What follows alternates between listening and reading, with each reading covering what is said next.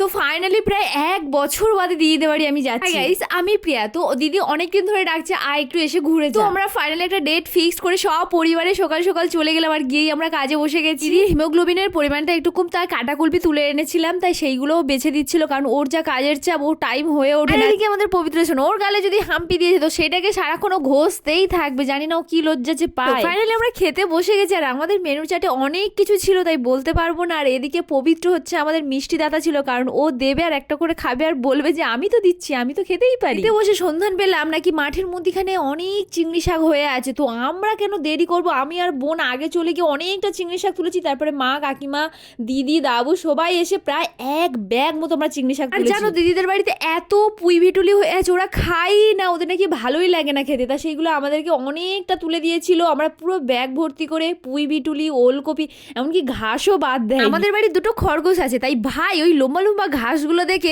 আর লোভ সামলাতে পারবো না, পুরো ব্যাগ ভর্তি করে ঘাস নিয়ে নিয়েছে ওর খরগোশের জন্য। খাওয়া দাওয়া শেষ, জিনিসপত্র নেওয়া শেষ, বাড়িতে ডং ডং করে চলে এলাম। Bye bye.